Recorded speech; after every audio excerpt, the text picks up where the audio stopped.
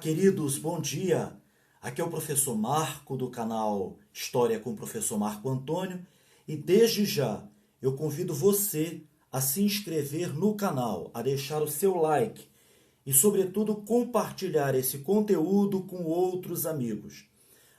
Principalmente você que vai fazer vestibular e provas militares, precisa se inscrever. Então eu te dou um tempinho aí para você ativar a sua notificação. Hoje nós vamos começar uma série de videoaulas sobre Brasil Colônia. Bem, no último vídeo a gente abordou o período pré-colonial e nós falamos da chegada do europeu até a vinda da expedição povoadora do Martim Afonso de Souza. Estão lembrados? Pois é, hoje, o que a gente vai fazer? Nós iremos abordar a montagem administrativa da colônia. Ali, com as capitanias hereditárias, que mais? O governo geral, a divisão entre norte e sul. Vamos falar da reunificação e depois a gente aí de sobra, né? Sobra nada, é muito importante. Nós iremos falar da atuação do jesuitismo, isso aí, da Companhia de Jesus, tendo como religião oficial, pessoal, não única, mas oficial, o catolicismo, com os jesuítas, com a ação inquisitória, certo? Tranquilo? Preparados? Então, vamos lá, gente. Em 1532, o Dom João III ele vai anunciar a intenção de povoar a América, ali a América Portuguesa, né? Usando o sistema de capitanias hereditárias, que já havia dado certo lá no arquipélago do Atlântico, ali nos Açores, na Madeira, né? Nas ilhas. Ele vai então efetivar esse empreendimento ali por volta de 1534. A expedição do Martim Afonso de Souza ela vai percorrer, vai explorar e vai reconhecer o interior do Brasil. A divisão foi feita assim, gente, olha, 15 lotes entregues a 12 capitães donatários. São Vicente estava dividida em duas. O Pero Lopes de Souza, que era o irmão do Martim Afonso de Souza, ele vai ganhar 3 capitanias, a Itamaracá, Santo Amaro e Santana. Esses donatários eles se constituíam nos cavaleiros da pequena nobreza, que haviam adquirido fortunas no Oriente e que resolveram arriscar os recursos aqui. Eles tinham em mãos 2 documentos. Primeiro, anota isso, hein? A carta de doação, que era um documento de posse, uma declaração de posse. Presta atenção nisso, hein? Eles eram donos apenas de uma parcela do que recebiam e deveriam administrar e explorar. Bom, havia um outro documento. Esse outro documento era a Carta de Foral, que representava os direitos e deveres desse capitão, né? Desses capitães aí. E envolvia também os impostos estipulados pela coroa. Recebiam amplos poderes do rei, para quê? Para povoar, para desenvolver as terras, mas sempre, gente, às custas deles, certo? Entenderam? Aí sempre às suas custas. Era um tipo de iniciativa particular para povoar e investir no Brasil. A maioria vai fracassar. Olha só, por quê?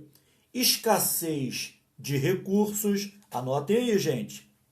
Escassez de recursos, que mais? A dimensão do trabalho, dificuldades com a lavoura, nem todas essas capitanias, nem todos eles tinham solos propícios, revoltas de indígenas, isolamentos das capitanias da Bahia a Lisboa, levava-se 2 meses.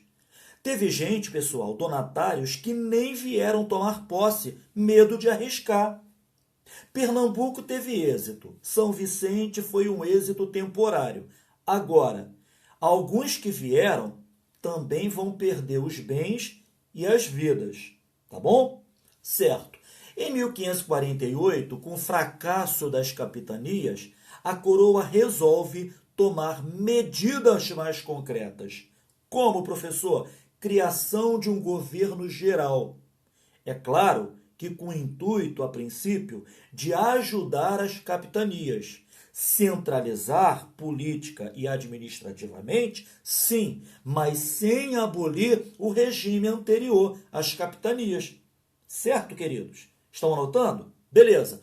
O governo geral, ele vai ter a função de coordenar todo o povoamento, ocupar a terra, olha só, e mais uma vez, fortalecer as capitanias contra os indígenas, principalmente os tupinambás, aliados dos franceses, inimigos dos portugueses. A capitania da Bahia vai se tornar a sede do governo geral.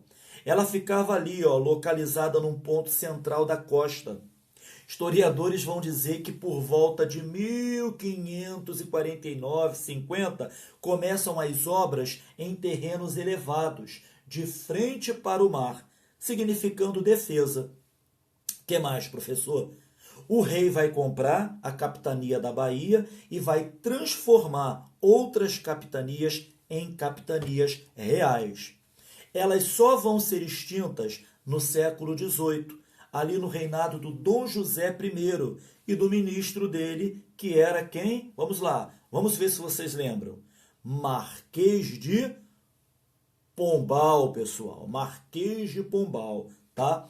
Bom, o governador vai ter a função militar, administrativa, judiciária, igreja, né? Função eclesiástica. Alguns cargos também vão ser criados, tá, gente? Ouvidor-mor, que era justiça, provedor-mor, fazenda, tesouro, né? O capitão-mor, defesa, e todos eles vão ajudar o governo geral. Tinha o alcaide-mor também. Eles seriam autoridades máximas em suas áreas, mas sempre autoridades superiores aos donatários. Tranquilo? Beleza? Então vamos lá. O primeiro governador-geral foi o Tomé de Souza, de 1549 a 1553. Com ele, nós vamos ter a fundação de Salvador, em 1549, a criação do primeiro bispado brasileiro, com Dom Pedro Fernandes Sardinha, em 1551 ali, né? A implantação da pecuária, o incentivo da cana-de-açúcar, a organização de expedições para procurar metais pelo interior, eram as entradas, né, que não tiveram muito sucesso, não. Com Tomé de Souza virão os funcionários de administração e os primeiros jesuítas, chefiados por Manuel da Nóbrega, tá? Anotem aí. No intuito, isso é importante, de catequizarem os indígenas. Tinham sido criados no contexto da Contra-Reforma, tá, gente? Para conter o avanço da Reforma Protestante.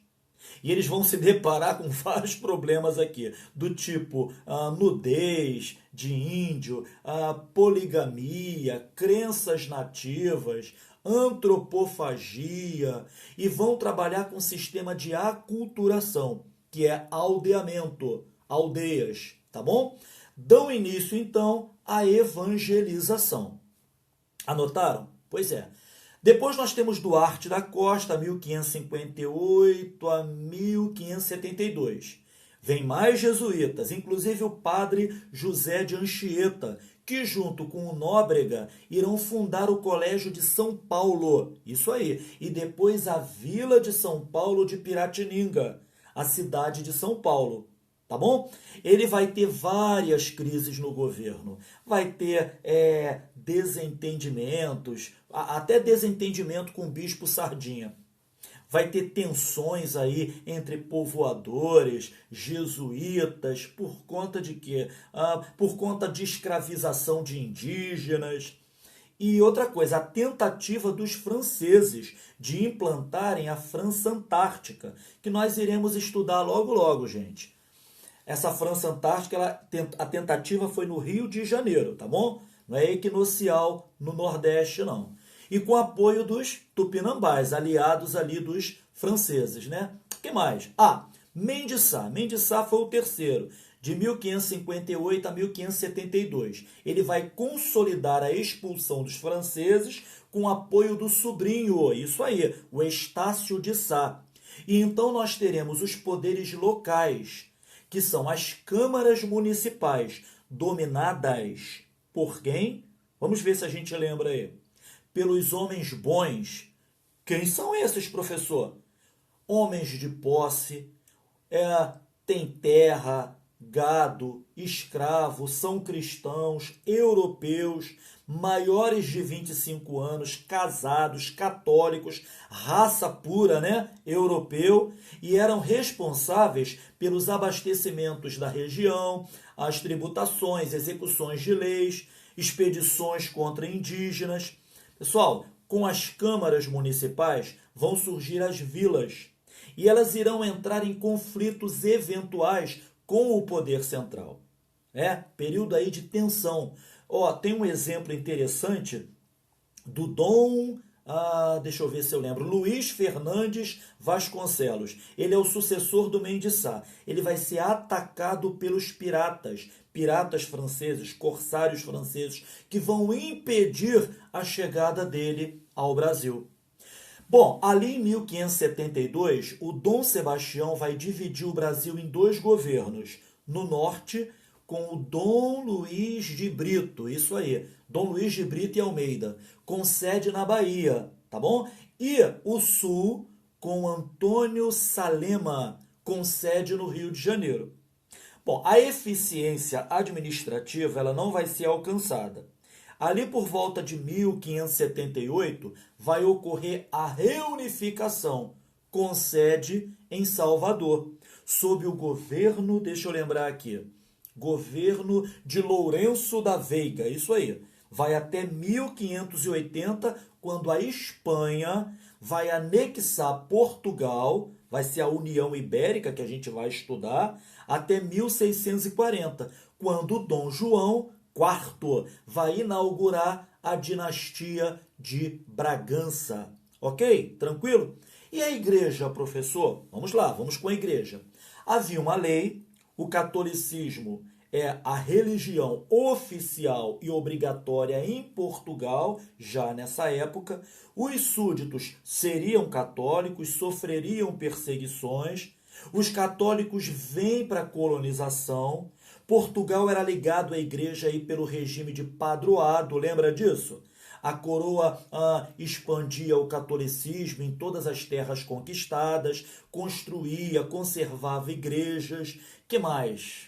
Remunerava os sacerdotes pelo trabalho religioso. Esse mesmo Estado vai ter o direito de nomear bispos, criar dioceses, recolher o dízimo ofertado pelos fiéis à igreja. Houve, claro, alguns conflitos aí eventuais, tá? Entre a coroa e a igreja. Alguns historiadores vão até dizer que houve rebeliões de padres. Olha só, já pensou padre, né, brigando aí com rebeliões? E eles ficavam insatisfeitos com algumas coisas e se rebelavam. Mas, no geral, viviam em harmonia, tá, gente?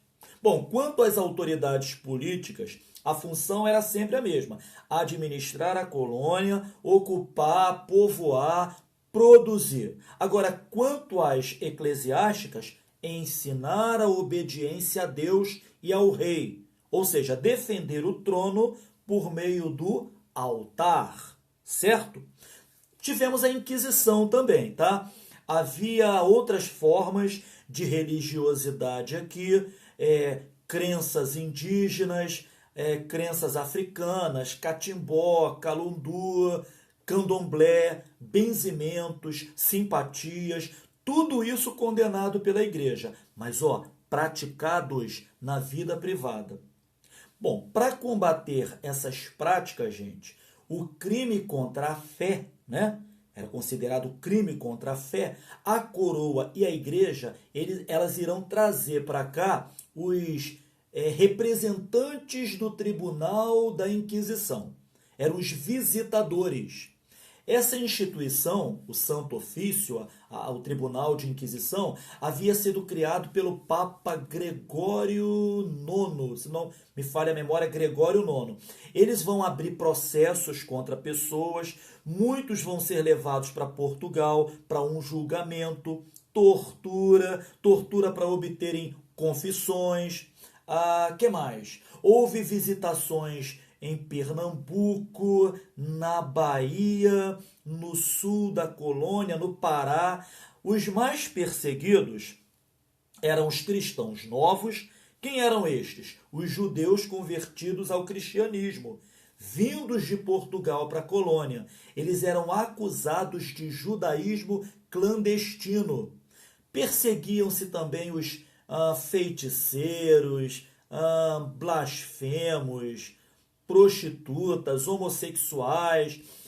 A Inquisição vai perseguir os cristãos novos, como eu disse, né, agora há pouco, que eram judeus convertidos à força ao cristianismo, para escaparem da condenação do Santo Ofício. Eles haviam sido expulsos da Espanha e vão migrar para Portugal. O Dom Manuel vai exigir a conversão deles, certo, gente? A igreja, ela se encontrava aí diante de um grande desafio. Que desafio era esse? Lidar com as tradições nativas, aprender as línguas dos indígenas. Eles vão usar os náufragos, os desertores que já estavam ambientados. Tem aí, né, na história o Diogo Álvares, o Caramuru, que vai auxiliar os padres na Bahia. Olha que interessante. O José de Anchieta, o padre, né, vai criar uma gramática ali por volta de 1554, 1555, que vai ser chamada de a língua tupi ou a língua geral. Eles vão realizar aldeamentos, né, que são as missões jesuíticas, trazer os nativos das Malocas para os aldeamentos. Era mais ou menos assim, deslocar para converter. Olha só.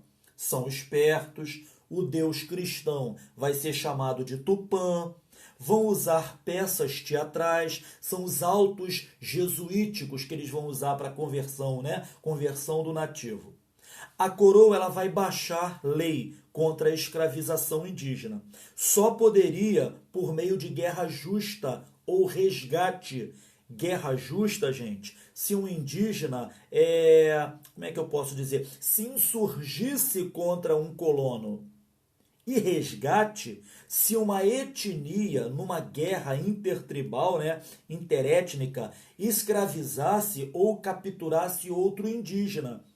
Aí o que acontece? Eu, colono, vou lá, resgato, é claro, né, e escravizo para mim. O padre Antônio Vieira, escritor aí de grandes sermões, ele vai combater a escravidão indígena. Mas interessante, pessoal, é que a igreja aprovava e tolerava e usava a escravização, a mão de obra do negro africano. Professor, fala um pouco aí de economia, sociedade, cultura. Gente, falo sim, mas só na próxima videoaula, tá bom? Olha, espero vocês na próxima videoaula, a continuação aí dessa videoaula, tá? Desse vídeo. Pessoal, não deixa de ler, tá? As bibliografias que eu costumo sugerir aqui, o Luiz Kocheba, o Cláudio Vicentino, o Boris Fausto, o Ronaldo Vanfas. Nenhuma videoaula, nem as minhas videoaulas substituem leituras, certo, gente? Olha, leiam bastante, tá? Então, aquele grande abraço para vocês aí. Beijão!